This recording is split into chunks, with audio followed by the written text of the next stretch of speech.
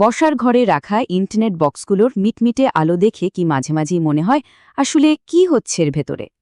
আজকের এই বিশ্লেষণে আমরা ঠিক সেটাই জানব। একদম রাস্তার তার থেকে শুরু করে হাতের স্মার্টফোন পর্যন্ত একটা টিপিক্যাল হোম ইন্টারনেট নেটওয়ার্ক কিভাবে সেট করতে হয়, চলুন ধাপে ধাপে তা বুঝে নেওয়া যাক। চলুন একটা ডিজিটাল বাড়ি তৈরি করি। আজকের আয়োজনে আমরা মূলত 5টি ধাপ পার হব।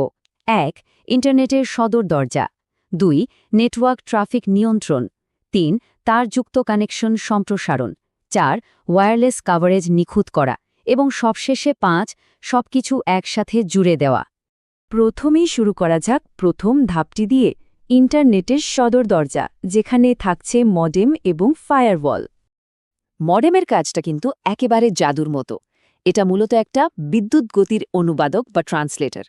ইন্টারনেট সার্ভিস প্রোভাইডারদের কাছ থেকে আসা রাস্তার তারের সিগন্যালগুলো আসলে অ্যানালগ, কিন্তু ল্যাপটপ বা স্মার্টফোন বোঝে শুধুই ডিজিটাল ভাষা, অর্থাৎ 0 আর 1।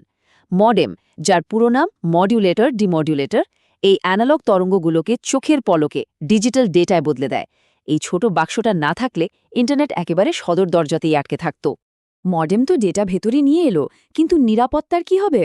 এখানেই আসে ফায়ারওয়াল। ফায়ারওয়াল হলো একদম কড়া একজন সিকিউরিটি গার্ডের মতো। সে নীরবে নেটওয়ার্ক আর বাইরের ইন্টারনেটের ঠিক মাঝখানে দাঁড়িয়ে থাকে। সদর দরজায় আইডি চেক করার মতো করে সে অস্বাভাবিক বা সন্দেহজনক সব কিছুকে আটকে দেয় আর শুধু নিরাপদ ডেটাকে বাড়ির নেটওয়ার্কে ঢোকার পারমিশন দেয়। 2 নম্বর ধাপ, নেটওয়ার্ক ট্রাফিক নিয়ন্ত্রণ।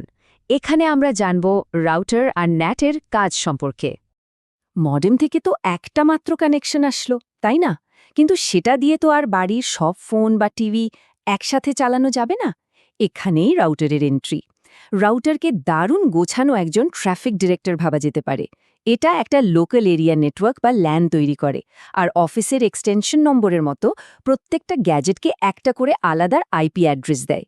এর ফলে কোনো ডেটা ট্রাফিক জ্যাম ছাড়াই ইন্টারনেট চলে একদম স্মুথলি। আর এই কাজটা নিখুঁতভাবে করার পেছনে জাদুকর হল ন্যাট বা নেটওয়ার্ক অ্যাড্রেস ট্রান্সলেশন। এটা কাজ করে 3 ধাপে। প্রথমে বাইরের ইন্টারনেট থেকে ডেটা নেয়, এরপর ভেতরের নির্দিষ্ট আইপি অ্যাড্রেসটা খুঁজে বের করে, আর সবশেষে ঠিক যে ডিভাইস থেকে রিকোয়েস্ট এসেছিল কঠোরভাবে শুধু সেখানেই ডেটা ডেলিভার করে। এই দারুণ সিস্টেমটার জন্যই পার্সোনাল ইমেল ভুল করে ড্রয়িং রুমের টিভিতে ভেসে ওঠে না। এবার 3 নম্বর ধাপ, তারযুক্ত সংযোগ সম্প্রসারণ, সুইচ বনাম হাব। গেমিং রুম বা হোম অফিসের জন্য যখন আরও বেশি পোর্ট দরকার হয়, তখন আমরা সুইচ বা হাব ব্যবহার করি। কিন্তু এদের মধ্যে পার্থক্যটা আকাশ পাতাল। সুইচ হলো স্মার্ট মেলরুম সর্টারের মতো। সে প্রত্যেকটা ডিভাইসের ম্যাক অ্যাড্রেস চেক করে ঠিকানা মতো ডেটা পাঠায়, কোনো জ্যাম ছাড়াই। অন্যদিকে হাব হলো বিশৃঙ্খলা একটা মেগাফোন হাতে দাঁড়িয়ে থাকা মানুষের মতো। সে সবাইকে উদ্দেশ্য করে ডেটা চিৎকার করে বলতে থাকে, যার ফলে চরম বিশৃঙ্খলা আর ডেটা কলিশন তৈরি হয়। তাই পুরনো হাবের চেয়ে আধুনিক সুইচ ব্যবহার করাই কিন্তু বুদ্ধিমানের কাজ। আমাদের 4 নম্বর ধাপ হল ওয়্যারলেস কভারেজ নিখুঁত করা। চলুন দেখি ডেড জোন কিভাবে ফিক্স করতে হয়। বাড়ির কোনো জায়গায় ওয়াইফাই একদমই পায় না। এই সমস্যার সমাধানে অ্যাক্সেস পয়েন্ট আর রেঞ্জ এক্সটেন্ডারের পার্থক্যটা বোঝা দরকার। অ্যাক্সেস পয়েন্ট কাজ করে সরাসরি লাইনের সাথে যুক্ত একটা নতুন স্প্রিংকলারের মতো, যা একদম ফুল স্পিডে নতুন সিগন্যাল ছড়ায়। কিন্তু রেঞ্জ এক্সটেন্ডার শুধু আগের সিগন্যালটাকেই টেনে লম্বা করে, অনেকটা দূর থেকে শুনে আবার চিৎকার করে বলার মতো। এতে স্পিড অনেক কমে যাওয়ার ঝুঁকি থাকে। তাই ফুল স্পিড পেতে চাইলে অ্যাক্সেস পয়েন্টই সেরা সমাধান। সব শেষে 5 নম্বর ধাপ, সবকিছু একসাথে যুক্ত করা, এনআইসি এবং গেটওয়ে। আমাদের ল্যাপটপ বা ফোন আসলে নেটওয়ার্কের সাথে কথা বলে কিভাবে? এর উত্তর হলো এনআইসি বা নেটওয়ার্ক ইন্টারফেস কার্ড। এটা হলো ডিভাইসের নির্দিষ্ট মুখ আর কান।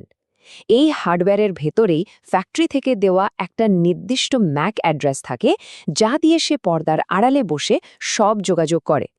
এই ছোট্ট লুকানো অংশটা ছাড়া কোনো ইন্টারনেট কানেকশনই আসলে সম্ভব নয়। আর গেটওয়ে, এরা হলো ডিজিটাল ডিপ্লোম্যাট বা কূটনীতিক। এরা সম্পূর্ণ আলাদা ভাষাকে কারেন্সি এক্সচেঞ্জ বা মুদ্রা বিনিময়ের মতো অনুবাদ করে। যেমন আমাদের বাড়ির রাউটার কিন্তু একই সাথে একটা গেটওয়ে হিসেবে কাজ করে। এটা আমাদের প্রাইভেট নেটওয়ার্কের ডেটাকে বিশাল বৈশ্বিক ইন্টারনেটের পাবলিক ভাষার সাথে খুব সুন্দরভাবে জুড়ে দেয়। তাহলে পুরো বিষয়টা কি দাঁড়ালো? সদর দরজায় মডেম অনুবাদ করছে, হলওয়েতে রাউটার ট্রাফিক ডিরেক্টরের মতো পথ দেখাচ্ছে, আর ফায়ারওয়াল সিকিউরিটি গার্ড হয়ে পাহারা দিচ্ছে। এত চমৎকার আর সুসংগঠিত একটা সিস্টেম যখন একসাথে কাজ করছে, তখন এই অত্যাধুনিক ডিজিটাল বাড়িটি এরপর কি ডাউনলোড করতে যাচ্ছে?